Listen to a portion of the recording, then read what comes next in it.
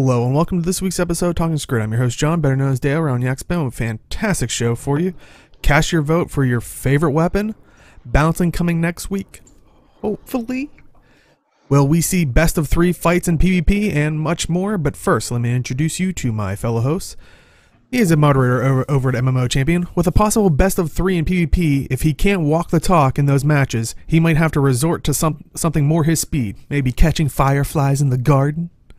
Say hello to Jim. You know, it's really impressive how flexible you've been with all of these movie titles, I have to admit. No, it gets tough. It's very good, but I would have to be able to get into an automated tournament first to be able to, experience the best of 3 matches. So I only see this as a good thing.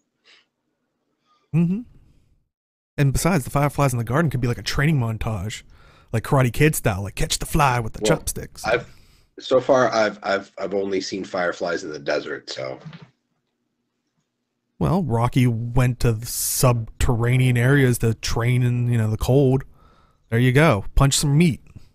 That could be taken wrong on the internet.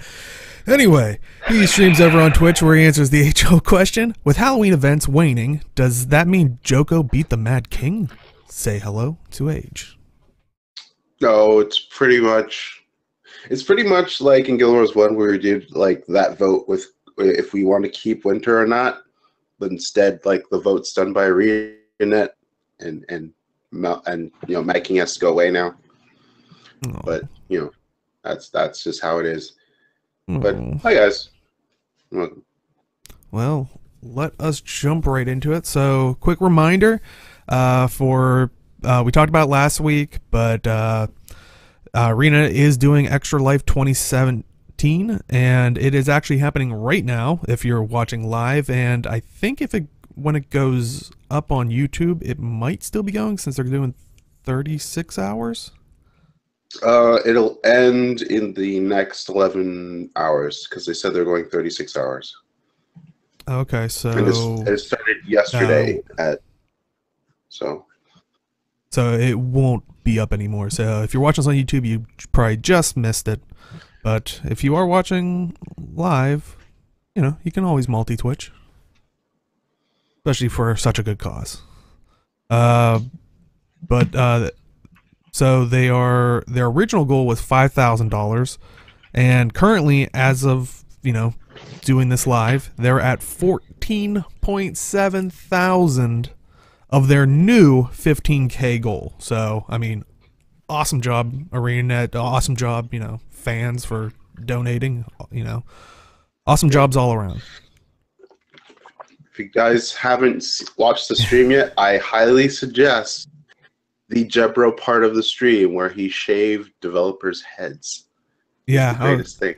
I was gonna say, I think that was the thing. Once they reached their 5,000 goal, I think it was Hugh, and I'm blanking on the other dev that was like, oh, if we get like another 1,000, I'll shave my head, and it was like, boom, and it's like maybe in 5 minutes or something. The entire dev team is gonna be bald. Oh, that actually reminds me. I saw a tweet from Ruby saying, which once again, this is why I love Joel, who's been on, on Guild Chat every once in a while. But she said Joel walked by the studio part and was like, "Hey, Joel, what are you doing?" He's like, "No." During the head shaving part. I was like, "Oh, that's amazing." But oh man, he has good hair though. I wouldn't want to shave that. Yeah, I know. So, have you guys checked out any of the portions of the Extra Life stream? I have not yet, but it might go on after we're done with the show, just so I can catch the end of it. Yeah, I watched the hay shaving bit, and I watched Ruby, Nellie Hughes, and Elizabeth Clare go through Labyrinth a little bit. Yeah, I think I watched what was it, the World v World team doing fractals, which that was pretty good too. It was there's a lot of cool moments. Did that not go well for them? There was entertaining hiccups and stuff like that. It was, okay. But Chad, if there's also moments you guys saw, or definitely would love to hear you. But Just as a quick refresher, like we said, it's a 36-hour stream that started noon on Friday, so it's going to end looks like noon Pacific time on the oh no, this is all that's a 24-hour stream, so by the time it goes up on YouTube, like we said, our show's going to go up on YouTube. It's going to be done, but like we said, it's going now. But yeah, they still have lots of cool prizes, including Guild Wars 2 merchandise. I thought when they tweeted out a picture that showed like some Guild Wars 1 collector's editions, which that's and there's a Guild Wars 1 stream going on right now, actually. So if you bring up that second browser, you might be able to, see if you can get one of those collector's editions, because that would probably be the place where they do it. Mm-hmm. And once again, if you do donate, that is a tax-deductible donation through their donate button at the top of their team page, which, just in case, if you are watching, we will throw that in chat again. There. And if you're watching this on YouTube, I don't know, can you donate afterwards? I know some places allow it to. Maybe. Well, we'll throw it in there just in case, if you're watching this on YouTube, and if you can't, copy the whole line. There's a space in the URL there. Ooh, that's weird. So yeah, usually I would say, throughout the weekend it would be okay, because usually that's when most of the 24-hour streams usually happen. I know it's a specific day that people do the 24-hour streams, but I'm pretty sure it would extend throughout the weekend. So, well, I'm gonna try to throw that link back in. For some reason, it's doesn't have a space in the link, but just in case, I don't know. So you're gonna have to copy and paste the whole thing. But sorry about that. That's weird. Yeah. It's kind of weird. Anyway. But so awesome. Chat was saying they wonder if Peter Freeze and Josh Foreman on at the same time during the stream.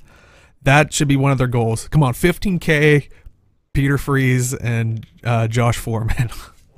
they get like an hour segment or something, and everybody else has to leave the room.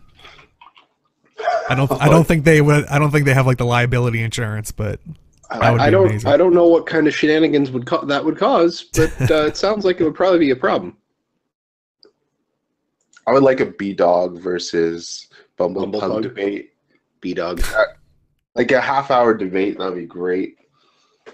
That would be pretty awesome. But definitely go check them out. Any other thoughts on the ArenaNet Extra Life? Good stuff. A+. Would watch again. No, I haven't watched it. Also, what we've been talking about in previous weeks, the Design a Weapon contest, how we talked about last week, they were dwindling down the finalists because they had 900 or so to go through. They were trying to dwindle down to 20.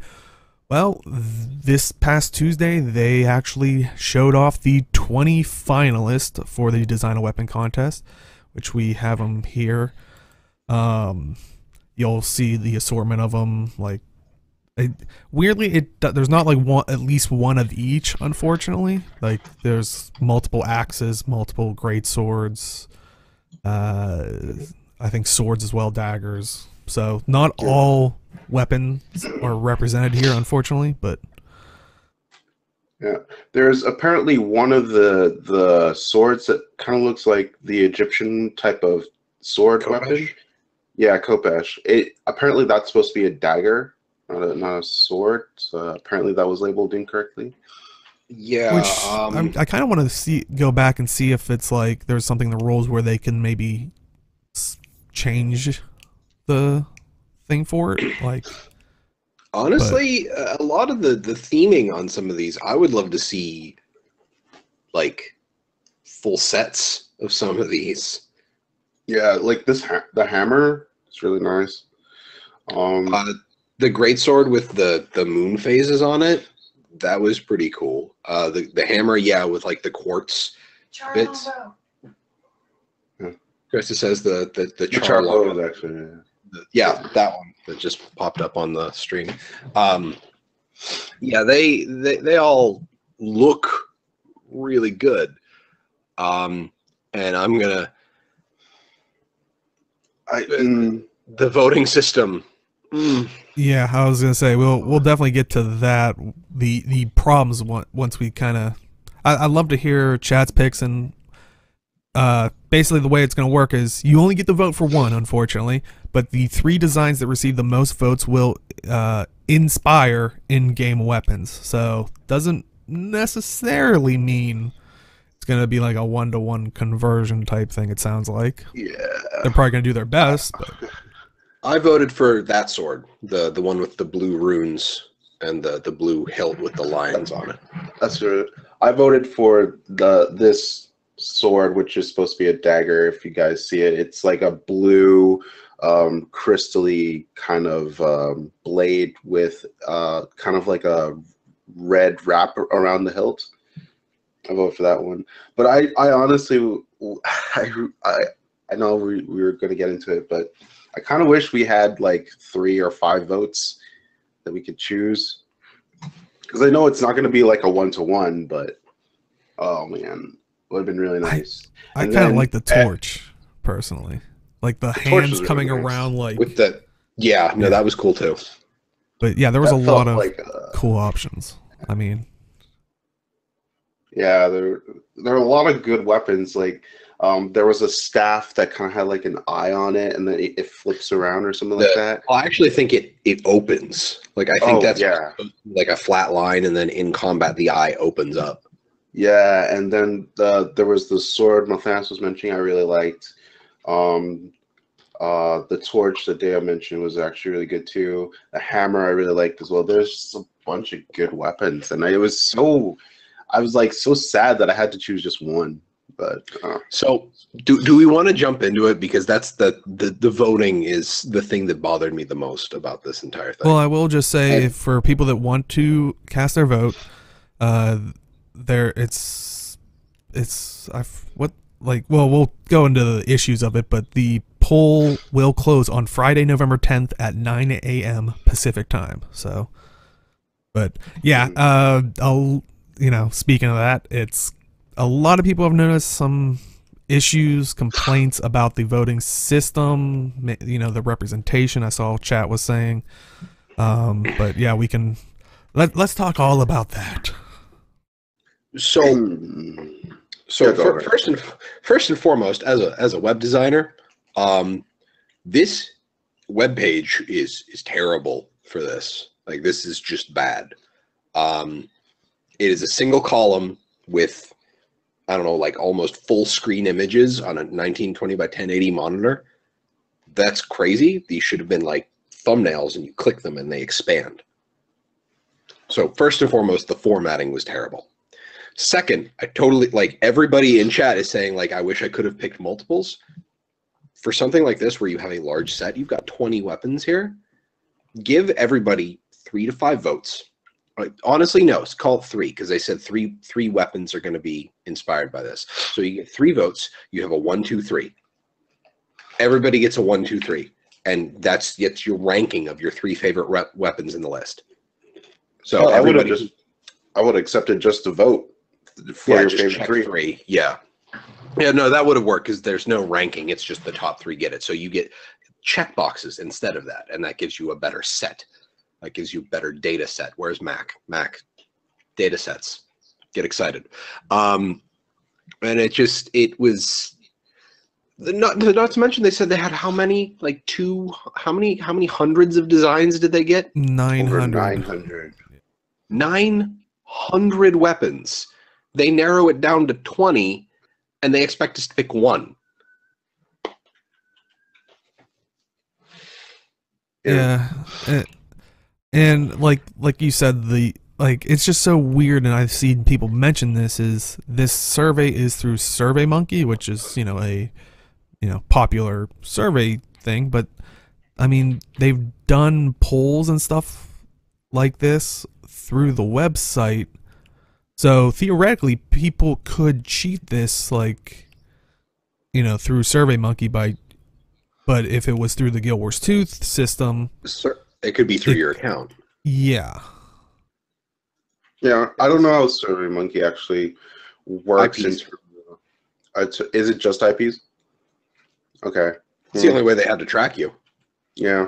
For the most part, people aren't going to cheat it. I know some people might actually try, but they might have a system in place to actually see what votes are coming from the same source or something like that. I don't know. I know things like what's it called, Gleam checks for that pretty well, so maybe SurveyMonkey does.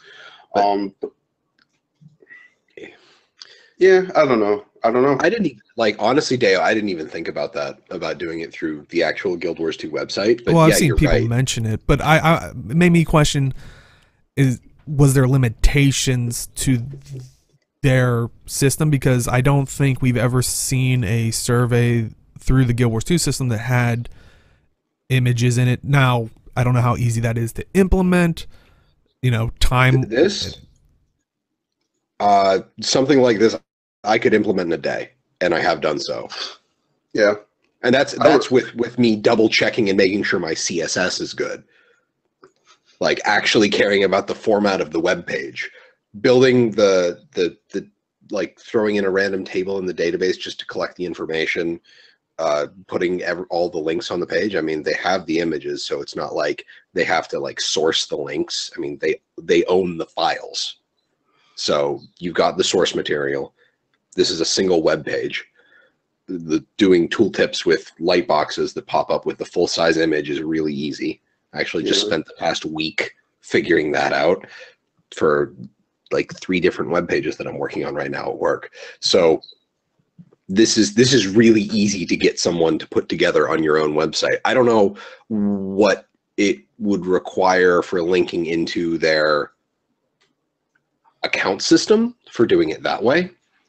I would assume, though, that they have the same kind of linking already, because they would just be able to use feedback.guildwars2.com as an example.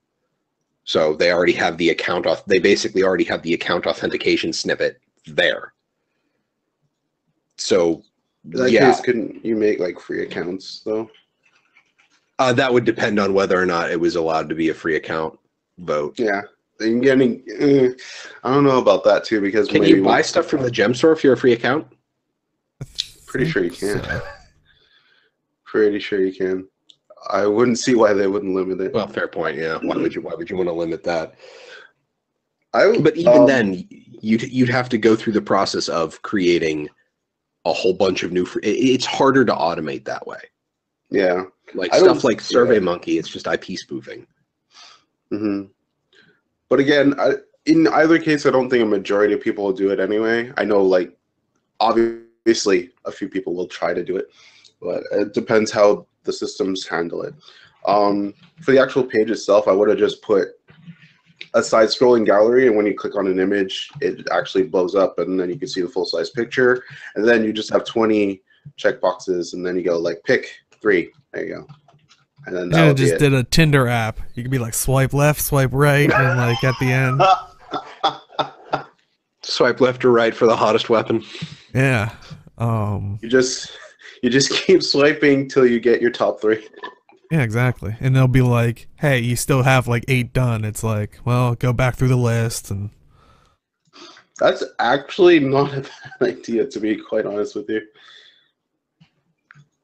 That could actually have worked. Oh man! But it makes me wonder, because I see chat was saying it's great that they involve the community. I wonder how many people were behind the team to get open it up to the community. Was it just the people that run with do community interactions? Because then they probably don't have the developers or whatnot to design that thing. We know in the past that they're kind of strapped for teams. So I don't know. I mean, like Melthana said, this could easily be implemented in a day. Even I'm a back-end programmer, but even I could have implemented this rather quickly. Like I just make a Oh, and page. Chad And is then just saying say, ANET just hit the 15K mark, so congrats on that, reaching New their goal, goal. 20K. Yeah, Peter shave Freeze and more Josh heads. Foreman. The Shave Boy. Praise boy. Abaddon, 15K. Yeah, Abaddon returns for 20K. I will be all on that. Anyway, sorry. We're going Dan's like, back to here's the topic. 5K. Yeah, worth it. I was right all along. No, let's not go down that rabbit hole. Yeah, but with the design a weapon contest, it now also, since people, they have shown like the finalists, the other contestants and stuff have shown off theirs. Not like as like a, I should have been in there, but kind of just like, oh, this is what I submitted type thing. So no malice towards it. But yeah, I've seen other people comment in kind of a malice type way, like of a like this should have been in there, like. Which You're I always mean, gonna have I that. agree. There are some phenomenal ones that did not make the cut. Well, the other thing is that a lot of people don't really think of from like the community standpoint is you look at something, it's like, oh, that's super cool. I'd love to have that as a weapon.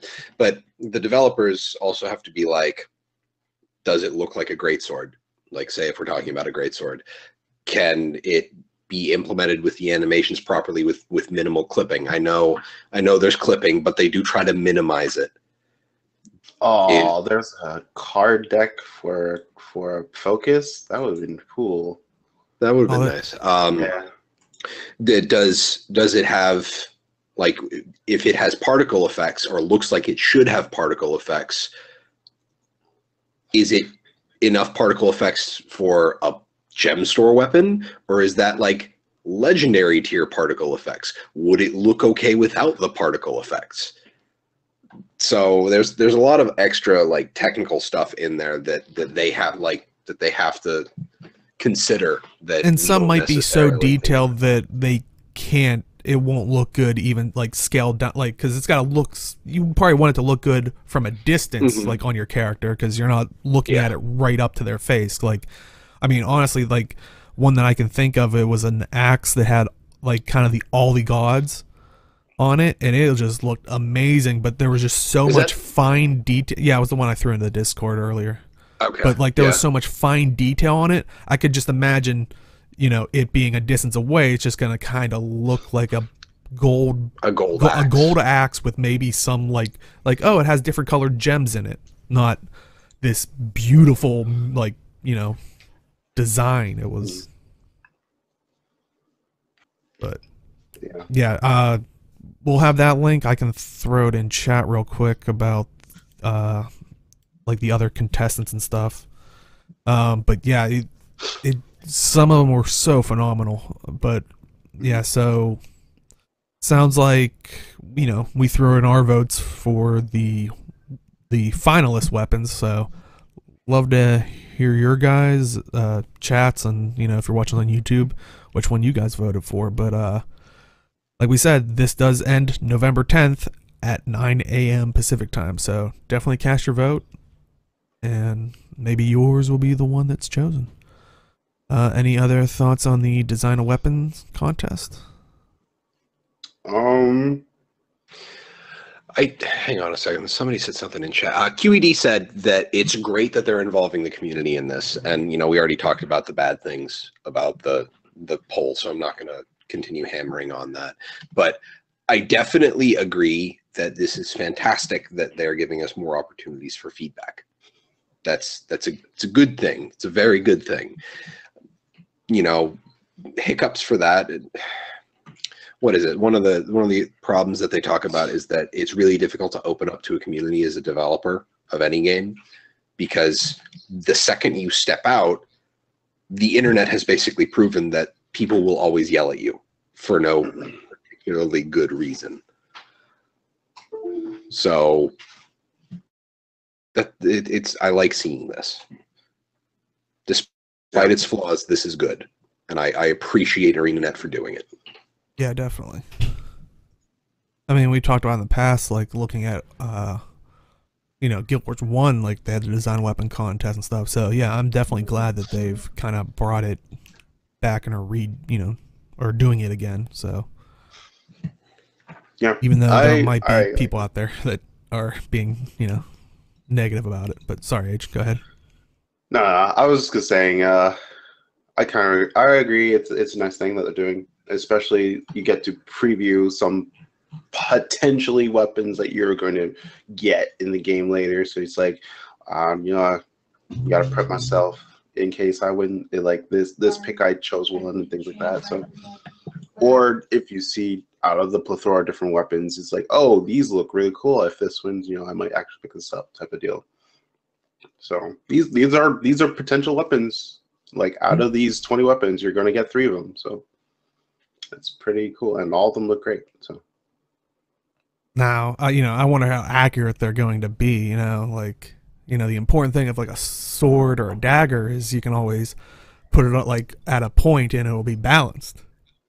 Speaking of balance, hopefully we will be getting the balance patch next week. So on the forums, they did say the next balance update will not take place this week, which was October 30th. It is scheduled to come out next week on November 7th.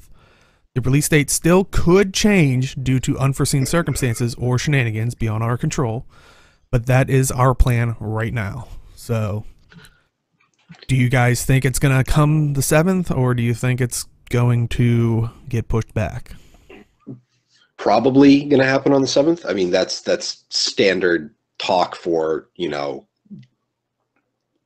that's just a disclaimer. Happens. Yeah. That's just sort of like it's probably coming on the 7th. It's just that, giving themselves leeway is always a good thing.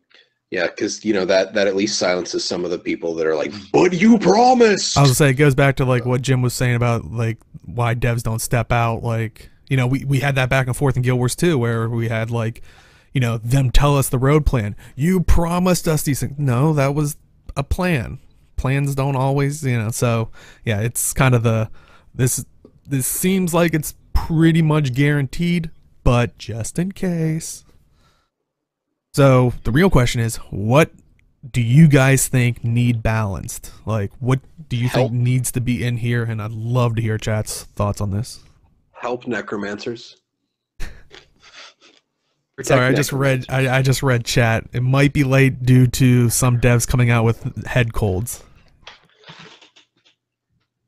Definitely, all the devs that helped reach that ArenaNet goal, you might want to wear like a nice woolly cap. Hashtag make necros great again. Yeah. It's basically make necros good in PvE, but not so good in PvP. That's kind of the hard part. The problem they're fine with it for elementalists. Hey. I think that one of the issues with Scourge is zone control is kind of their big deal, and that's literally all PvP is. So, they were too oppressive in PvP when they were bugged. That was just me playing against them. It was one of those things where it's like I have to range them, but if I'm ranging them, I'm not getting points. So, like, I'm not doing my job.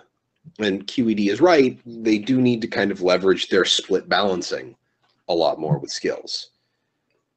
So, I mean, they've basically already got it for everything but skills, because gear doesn't matter in PvP, in SPVP. It's just your amulet. They have completely separate sigils in PvP. So basically you're giving people a completely separate kit available in PvP.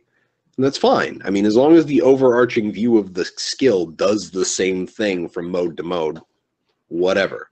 Also, hi, Wispy. Yeah, I agree. It's going to be I know the whole point of not doing as much skill splitting is because it's a headache for balance team, because that's probably what it was in Guild Wars 1. Mm-hmm. But it's becoming more apparent that it's a little bit more is actually needed in order to find proper balance. Excuse me. But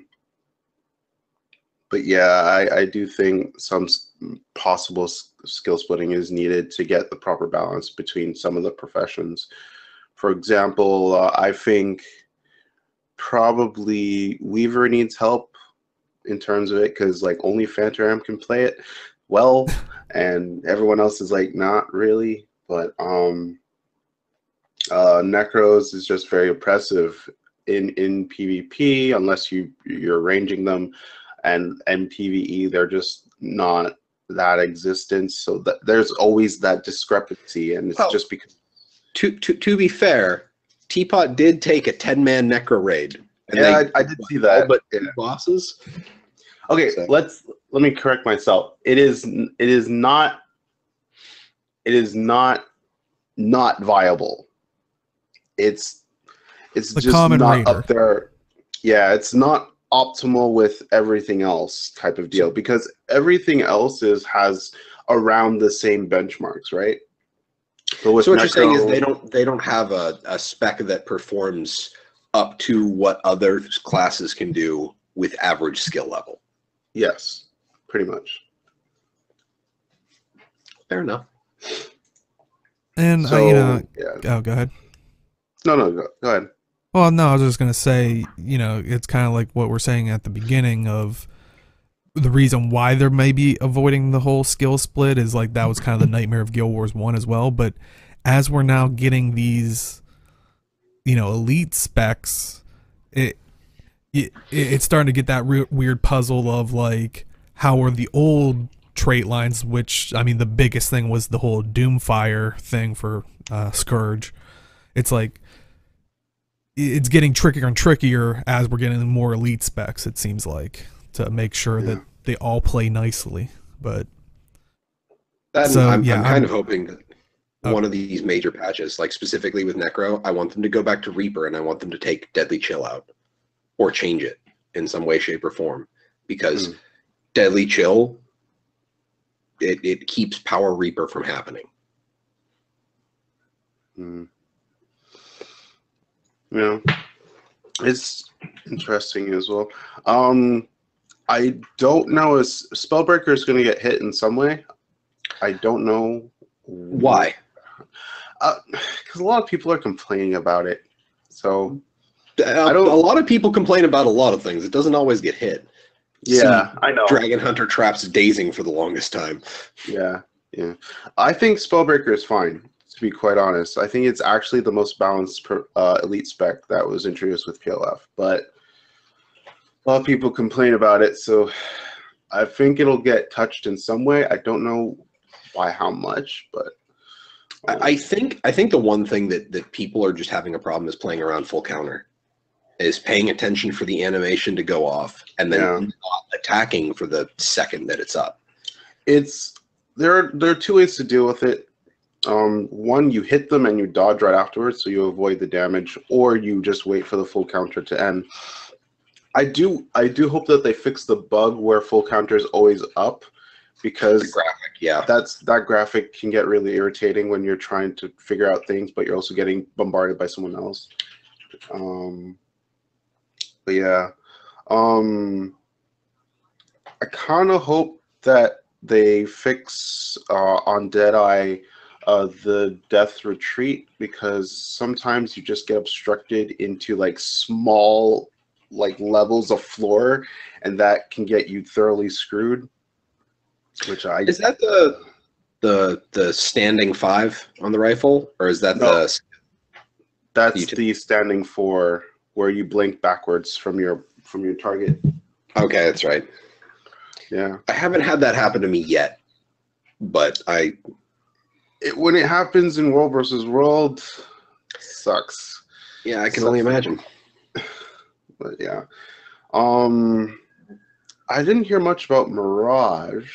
I haven't seen many Mirages outside of like Hellset. I'll say I think people want like a whole rework of the Mirage. Mirages and Weavers are non-existent in PvP. I don't see them. I know for raiding it's actually really weird because of the dodge mechanic, not because of like the dodge mechanic itself is bad. It's just because the distance that you use it for certain mechanics is kind of just gone. Because I know a person had issues with Matthias when you usually dodge out to when you have the orange AoE that pulses, and you have to go to a fountain. But when you're on Mirage, you have to like use a blink to get out of the group. Otherwise, when you're dodge, you're just walking still.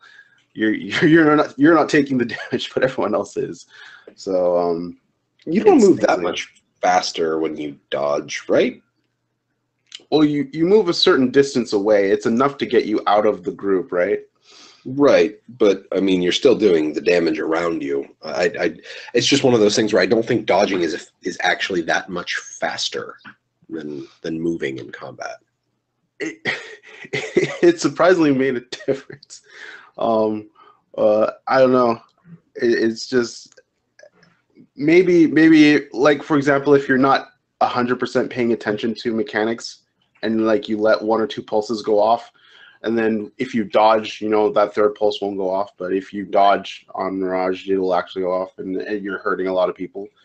That type of thing is, I guess, is what I'm going for. I know Hollowsmith has a lot of representation because it's just a strong spec.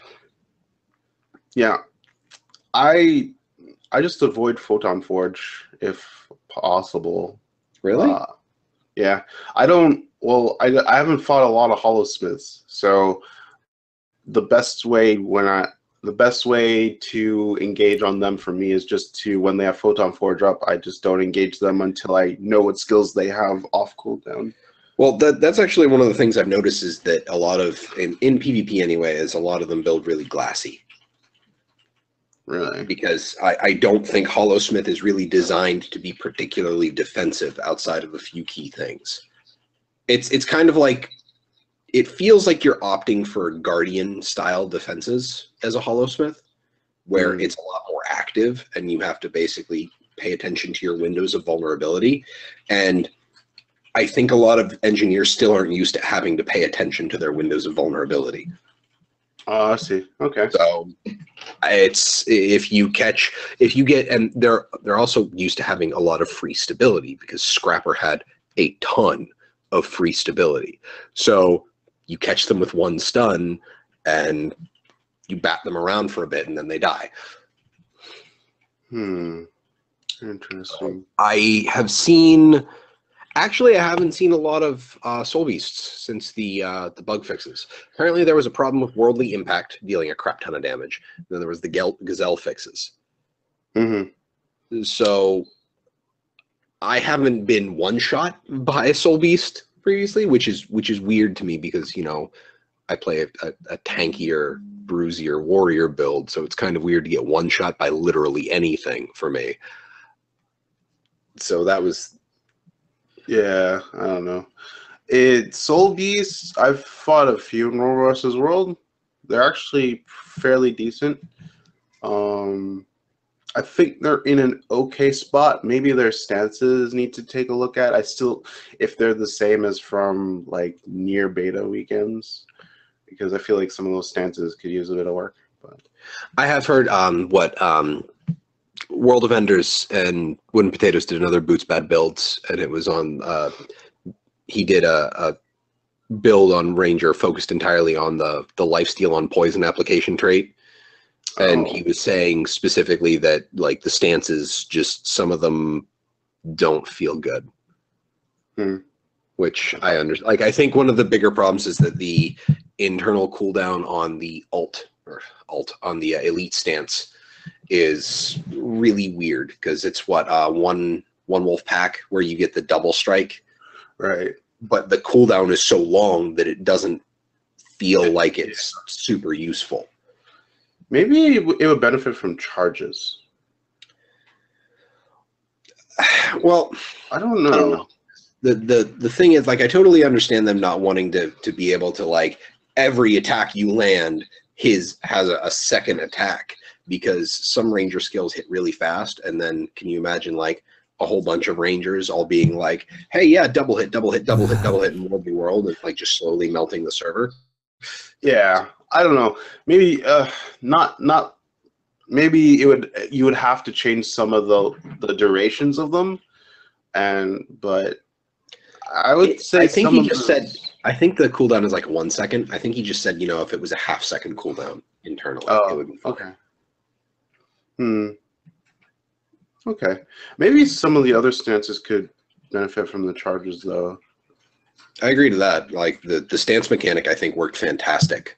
Like giving that charges for. I know it felt decent for Weaver the few times I messed with it, but I think that would be a pretty good idea. And then what we talked about: Ranger, Engineer, Thief. You mentioned. There are no Mirages or Weavers in PvP that I've seen. I don't think there's. I don't think there's really. Firebrand. Oh, Firebrand. Don't you ruin my Firebrand. Don't you do it. Firebrand is really strong in PvP. Don't. I Really? don't. Huh. In what way? You don't die. I was tanking 4 people for a solid 20 seconds. Okay, that's what I thought. I mean, I can't do jack shit against 4 people, but you could just defend forever. Yeah. Well, you can't defend forever. Well, you cannot defend forever. It feels like forever in PvP. Yes, 20 seconds does feel like forever. If you don't, there was a point in time where we had 5. Like I called out the support Firebrand as a target, and we sat on the Firebrand. And the Firebrand lived. That was during the bugged Necro phase with the multi-hitting for Scourge Strike. They had 2 Scourges plus a Firebrand on their team, so they had just all of the boon strip. They had all of the barrier. They had all of the boons. So it was really hard to kill them, but I think it was just the Scourge Firebrand combo that was the problem. But if you have just one person that does damage, and they're good at picking off targets and bursting from person to person, you can 2vx reliably. And unless and then they have to understand that they have to stop focusing on the healer and they have to burst down the damage dealer, because the damage dealer is the one that's more vulnerable in that scenario. Yeah. So Firebrand requires people to stop and think a little more to handle, but they are very strong, and I would not be surprised to see if they got a few nerfs in PvP. Minstrel actually, yeah, I could see that. Minstrel Firebrand. Yeah, I could definitely see Minstrel doing fantastic on Firebrand in WW. Don't do it. Don't do it, Deo. It's so expensive. That's the freshwater pearls, Deo. Oh. Or is that Maguma Lilies that's Minstrels? I can't remember. No, that was my sad face. Like, don't hurt my Firebrand. I haven't seen them going crazy in PvE. I have not seen Firebrands being like, oh my god, Firebrands are so crazy strong in PvE. I haven't seen that. I haven't seen it all. I can definitely see why they'd be super strong, because a lot of their support is really widespread in WW, and that's why they're really good in PvP, is because the only point that they can't solidly cover is mid in faux fire. But nobody can cover all of mid in faux fire, which is kind of the point. Actually, I think actually it benefits more from big points like that, because you can kite around on it and not get deleted by damage. Yeah. So. I have to. I also do have to agree with Ozzy, is that we do need some more game modes in PvP. I honestly think that there needs to be a deathmatch and a stronghold. Like there needs to be a decent deathmatch queue. There needs to be a decent we need more than one stronghold map. We need another couple deathmatch maps. Okay. That brings up a entirely different. I want to come back to this. Yeah, later. We'll come back to this. Last thing is Renegade. I don't see Renegades in PvP. It doesn't happen. I wanted to try Renegade build in PvP, but I haven't tried it yet. They need help. I was gonna say, is it really the balance bad? patch, are they actually gonna put Renegade in the game, or like... it's just that if you want to play PvP, Glint is like the best. Glint is super supportive and super defensive. It's great. Yeah, I understand that. If you want to play Renegade, you're losing Glint, which is the problem I have with it is that the spirits are targeted. I've watched someone drop one of their support spirits, and I'll just be like, I'm playing Dagger Shield, I'm playing Dagger Shield Spellbreaker, and I'll just turn to the spirit. I'll F1 the spirit to stun it and rip boons off of it, and I'll just be like, okay, now I've basically removed half the effectiveness of this spirit. The spirits need to be like Sandshades and be untargetable. Yeah, like I understand what they were going for. Is they were going for the factions ritualist, where the spirits were damageable, but it doesn't work. Yeah. I mean, if you pile a bunch of spirits onto one point and people aren't going to notice, you can actually do some decent work, but it's I wouldn't give you that chance to do it. I would just keep jumping you, and then you wouldn't be able to cast in time. So, that's one of the things that, and Ozzy, you have a point with build balance, but I see a lot of builds. Honestly, like in terms of PvP diversity, I think Guild Wars 2 is the one MMO that has the most build diversity on a class-by-class basis that I've ever seen. Not to mention that I've actually, me personally, not being like I'm gold 2. I'm not like some crazy good PvP player, but I've changed my own builds based on the enemy team composition in pregame. I've changed it based on maps, and I actually feel good and confident about doing that. This is the first MMO that I've really felt that's good, like that feels good to do. So I agree that it's not 100% perfect, but if it was 100% perfect, you'd be able to run like an engraved in stone full signet elementalist build and still be viable. Which I would say that's a lot harder to achieve in like a PvP setting, because there's always gonna be something that has like squeaks out that much more damage or that much more survivability, depending on what you're gearing for. But from what I've heard, it's better than a lot of games for PvP. And I agree with you that okay. That, like, I totally agree with what you're saying in chat, is that tweaking, they can get better. Always strive to get better. Always. Yeah. But no, sorry, go ahead, H. I was going to say, the best way to have a game is to have, in case of Guild Wars 2, is just to have multiple different builds that are viable in high-level PvP. If that happens, then you have more viable builds as you trickle down. So I think with the elite specs, not necessarily the POF ones, but you do have the hot ones. There are very few base builds that work, but you still have a lot of different setups that you can potentially run. I do agree that with the POF ones, they do want to make they want at least one viable build.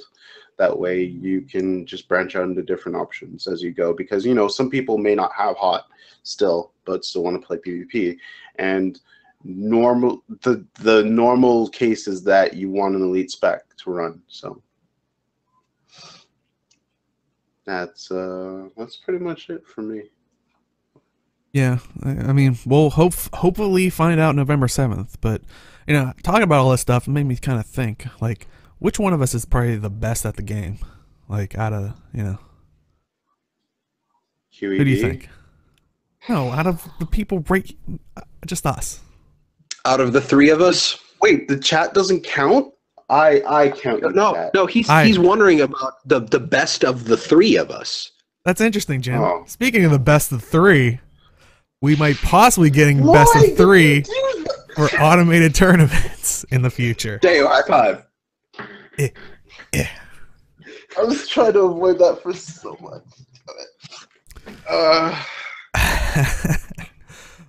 So on the forums, they talked about for automated tournaments, then that's not in general of PvP all around.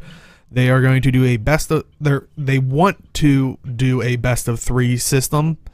So best of three for some rounds is actually on their backlog already, along with changing the format to Swiss for the earlier rounds. And they did say this isn't a promise, but there is always a chance something changes, but it's on their radar at least. That's good. Yeah, Uh, best of 3 is pretty standard for tournaments. Well, best of 5 usually for the finals, but It's any time that a game system has a multi-game round means that the person who wins, more statistically speaking, the team that wins is the better team. That's why a lot of people don't like watching American football, because the Super Bowl tournament is a best of 1, which I think also plays to a lot of the popularity of the underdog story in the US. So you've got a team that, nobody expects to win, and then they manage to, pull it out and win, and, hey, that's great, fantastic. But sometimes people just want to see who statistically is the better team to win. When something comes out of like a bad call, and then that's the thing, it's really hard to get a call. You can't get a call overturned. And once somebody's won the Super Bowl, somebody's won the Super Bowl. It's not like they're going to go back and remove somebody from like the rosters and just put a big X over that year. But I like the idea of them making it a more competitive style bracket system.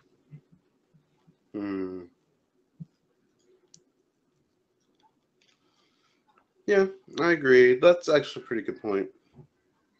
It actually kind of drives the story of like if it goes to all 3 games or things like that. And especially now that partners can stream them if the people want them to. Adds a little bit more tension of like kind of like what Jim's saying, like kind of bringing up that underdog story in a way. Yeah, I kind of like it. It's probably not. We're probably not going to see it till like midway next year, earliest. I was like, can you think of any negatives for it? Like, I don't know. It will take longer to do the tournament, so that's more of a time commitment for maybe people that are limited.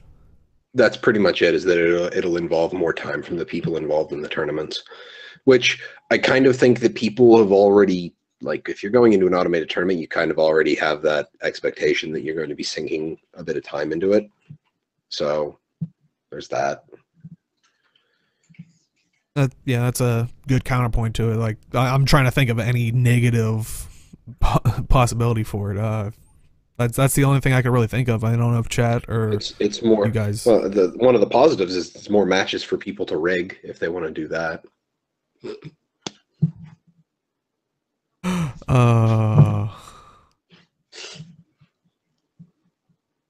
Well.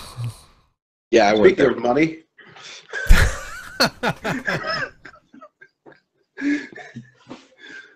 I like that one. Yeah, speaking of money, we have the gem store up next, and always thank you to Dolphy.net. Check out Dolphy.net so you can spend your gems more wisely. So first up, we have the Awakened Zealot outfit for 700 gems, and remember, it is an outfit, so all or nothing. You can hide the helmet, but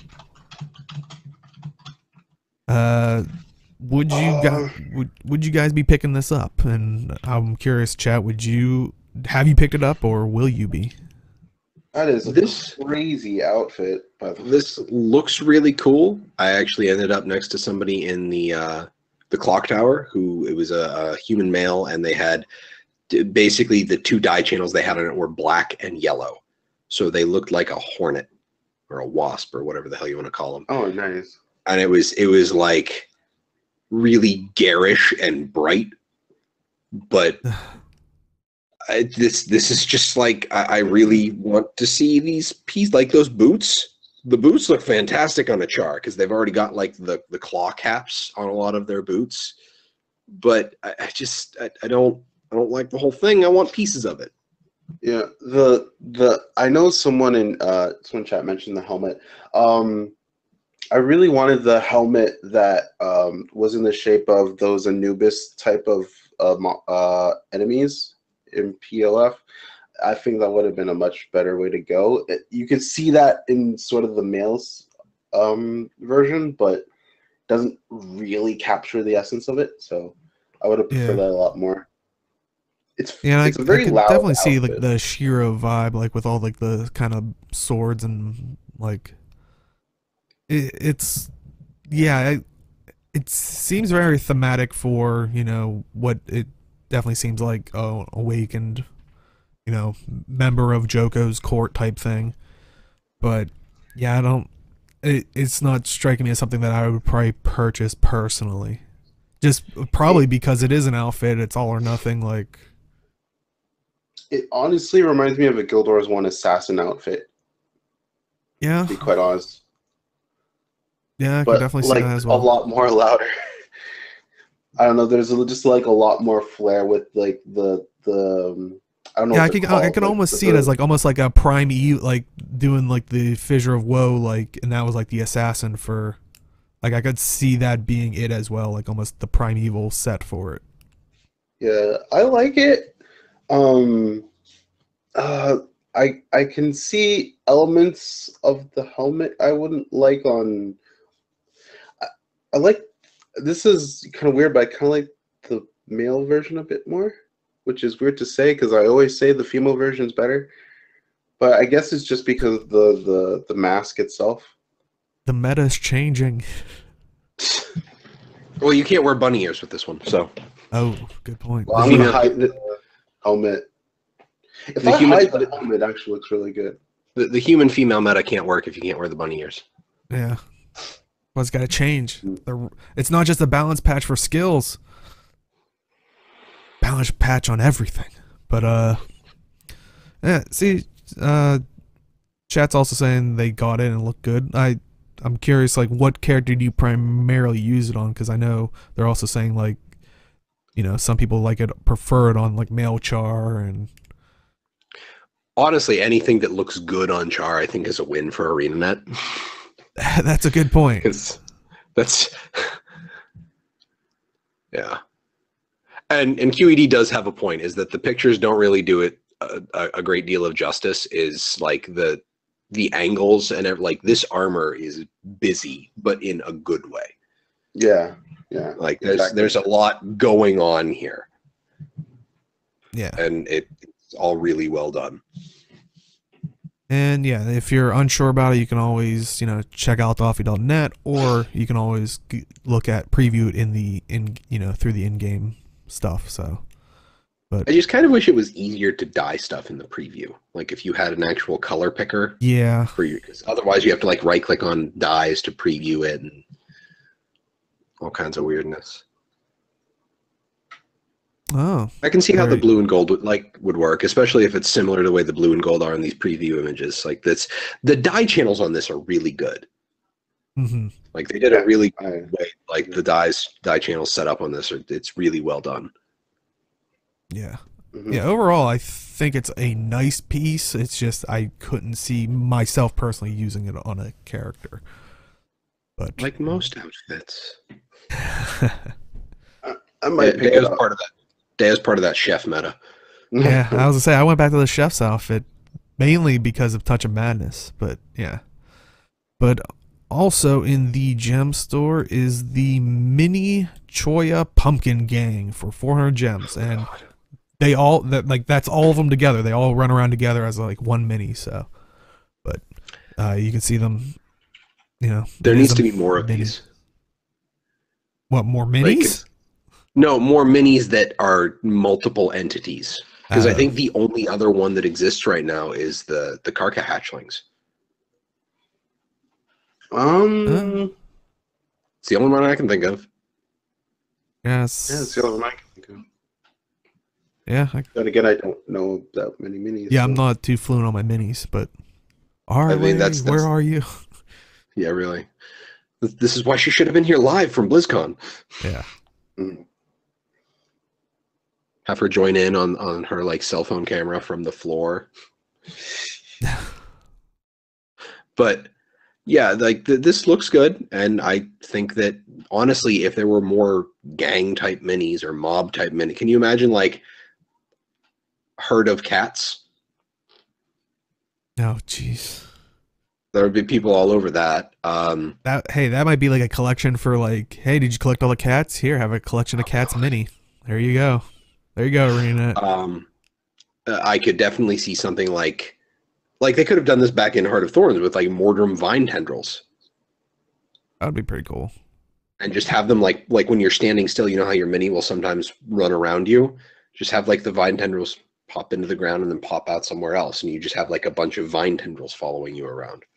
Yeah, I wouldn't mind like seeing if like minis could like maybe it has a bigger span, so like maybe one follows you on the left side, one follows you in the middle, one follows you at the end, because like this isn't as much Guild Wars 2 related, but I remember back when I played WoW and I had like an undead, like you could have like a rat mini. I was like, oh, I wish I could always have like a couple like following me, like I'm like death walking a like like plague is following me type of thing. Like if I don't know if you're a necro and you could have like a bunch of like little undead minions, like whatever a minion would be, like maybe a couple skeletons or something, like kind of following you. Like I think that'd be pretty cool. Or just like rats as well. I mean, whatever thematic type thing. Well, you can already have rats. You have your minions. Yeah, but you always want more. But they're about as useful as minis sometimes.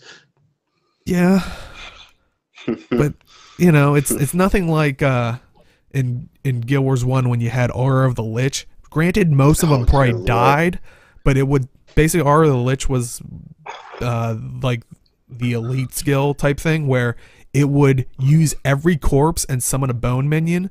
Now, granted, then it would correct to whatever your maximum was and kill off the remaining. But that first initial thing when it was an army of undead. I was like, yes. So I just want to walk around with that. And I never had Necro and Guild Wars 1, but I know that feel. Well, you can get that from. I remember that was what I did in Diablo 2 with my Necromancer. Is I ran Horde, and I loved every second of it. And I also loved getting angry whispers from people when I crashed them out of their games because I was playing a Lagomancer. Okay, yeah, chat's saying like they kind of tumble over each other and stuff like that, so they run around. So yeah, it's definitely I definitely like this idea of having like multiple entities in one mini. So I just think that they have there's a lot of untapped potential in the mini space. I think. Especially if we're not gonna get like a polymocker type thing that use the minis, who knows? But like, what if they did like stuff like started putting interactions? Like, what if you got like a Destiny's Edge mini and like they kind of just like made fun of each other, like Ritlock, like every once in a while, like Logan would run off and Ritlock would like laugh at him or something. Oh my god! Wow, correct. But that would be amusing, yeah. Yeah, it'd be a nice little idle animation, but yeah, I think it's cool. Like, but like I said, I'd rather personally save my gems for something because I like that I would probably use because minis. I think Jim has always said it. They're the first thing to go away. Like it feels bad. But maybe we'll get like a Polymorph thing. Who knows? But also we have our community corner. So this week in community corner, the Raiders Inn, which is an NA-based Discord server dedicated to training newer people in raids. They also have the Crossroads Inn Discord server for EU. They've been around for about a year, currently at around 1,800 members. They do training several times a week, and trainers are highly qualified. They do require meta builds. They give the group the highest chance for a kill. They kind of feel that it's not fair to hold back the other 9 people learning. So, but I mean, what are your guys' thoughts on the like? Do you like that they're doing this? I mean, yeah, I mean, like half the time the questions I get in streams are just like, especially raid streams, is like, is there a place I can go learn things like that? Now I have an answer, so there you go. So if you're looking to get into raiding, definitely check them out and see if it's for you, because it provides you an environment where you're not going to get yelled at or anything like that. You don't have to worry about getting kicked because everyone's learning together, and Yeah, I think it's pretty good for people And who it's want to like, get into rating. and I know I'm like when I read like the requires meta builds, like, you know, it's kind of that like instant like, but I think one thing that is important to note, I understand from the standpoint of like not holding the other 9 people back, especially when you're learning the thing. But when they say the meta builds, I've seen the comments in there. They're not also talking about like you need ascended everything.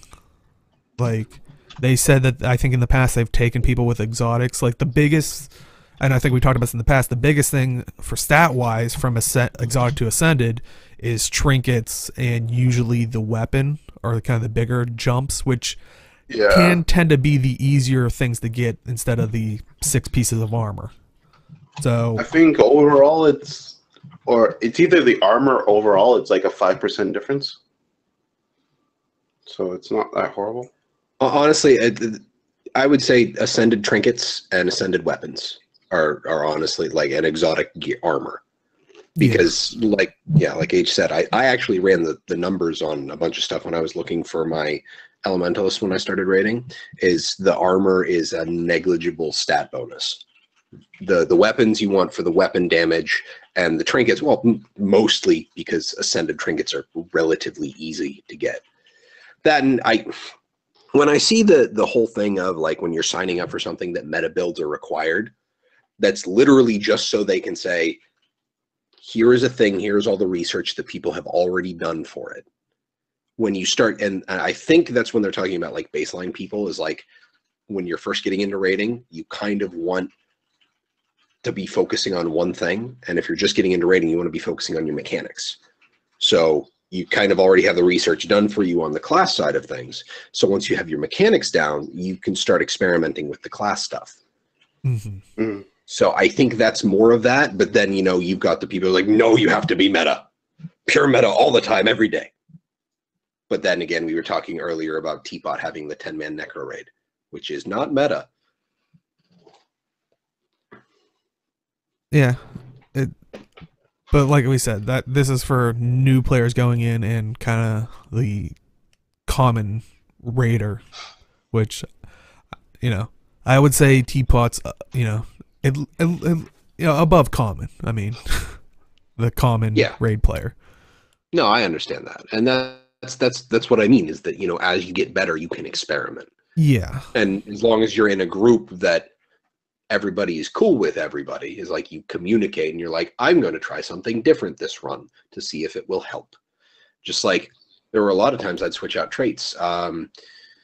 During Raid Wing 2, the Bandit Camp one, I was in Staff on my Elementalist, which I was normally running Dagger Warhorn. I switched to Staff and I was mostly camping Fire, so I had to swap some traits around. And I wasn't in melee a lot, so there were a few points in time where I switched from Tempest to just Khorne Elementalist because I'm not in melee enough to actually make use of my Tempest abilities. Yeah. So that's one of those things where, you know, as you get more and more comfortable with the mechanics, you can get kind of funky with your class and build and stuff. So. Mm-hmm. Any other thoughts on the Raiders Inn and, like, you know, the rating servers? Good on you guys. Also in Community Corner, we have the Guild Mag Annual 2017 magazine, and if you remember, we talked about it during, you know, in 2016 magazine, but, you know, they're doing another one this year. It is a physical magazine from Guild Mag, produced each year to celebrate their love for Guild Wars 2. If you can see here, it is the Path of Fire themed. Range of content covering the best of the expansion, including editorials, artwork, fiction, and fashion, produced by other talented team of writers and members of the Guild Wars 2 community. You can probably, they say in there, you can probably find articles from MMO Inks, Dragon Season, and Cora, who is Guild Lores. A portion of each pre-order is going to the charity, which this time they chose the World Wildlife Foundation. which for people who don't know, the World Wildlife Foundation aims to conserve nature and reduce the most pressing threats to the diversity of life on Earth. And just we'll throw the link in chat, and we'll also have it on YouTube in the description. But pre-orders are now open, and I think, you know, we've talked about these in the past. Like, you know, they're super colorful. They're very well made. You know. Oh, I think Age is trying to see if he has his 2016 on hand. I don't know where it is right now. But I'll bring it next time. It's in the orange container on the bottom behind you. It might be, actually. I really don't know. But I'll bring it next week so you guys can check that out for yourself. But it's a pretty good magazine. A lot of interesting articles. Inks did one last year. He's doing one this year. I'm sponsoring, actually, this year's magazine as well. I might do a little bit more this year. You never know, but we'll see. But yeah, it's cool. And every year they always give a portion to charity, which is awesome. Yeah. Yeah. Great cause. I mean, you know, you know, it's kind of nice that they do hop around to different charities, because I think last year was, I want to say Doctors Without Borders, if I'm not mistaken. I think so. So, you know, you know, it's kind of like you know, spreading the love. So, you know, awesome. Yeah. And I think they, I'm pretty sure that what you pay is pretty much portions to charity, and the rest is to make the magazine. I don't think they necessarily profit off of it. So yeah, I remember from last year, it was basically on cost except for the portion that's going to go to charity. Like, they pretty much do it, you know. Yeah. So yeah, good on them. It's, you know, awesome cause, you know, and you know, you get a pretty cool magazine about hopefully one of your favorite games. About, you know, maybe you find someone in the community that you never, you know, even knew of, and you find a new, you know, person to follow. It's all win-win. But other than that, are any final thoughts on the Guild Mag Annual? I got a pre-order, actually. I should do that soon. Yeah, you should. Because I don't think they don't really print more than they, you know, have. So you definitely gotta kind of order it there, you know. Yeah. Like, you can get it at a later date. So definitely make sure to do that. But other than that, I think that is it for this week. So, Jim, where can they find you? I can be found on Twitter at MelFanusMMO. You can also find me here on twitch.tv/TalkingSkrit every Wednesday for our Zero to Hero PvP night. With the ranked season starting back up, we're going to be back doing that ranked grind. Probably going to try and get my placement matches done this week. Hopefully the balance patch doesn't make it a terrible time. I'm having flashbacks. Excuse me. Sorry. Good night, everybody. Remember your training, the fireflies in the garden. Trying to make a Karate Kid movie. What? Age, where can they find you? You can guys find me on Twitch, Twitter, and YouTube at ArenaNet Road. I'm going to stream a little later tonight, some Guild Wars 2. Yeah, I've been playing A Hat in Time. It's pretty fun. I have a Roomba, which is just amazing. In game, not just like a random thing you just like. Yeah. By the way, I have a Roomba.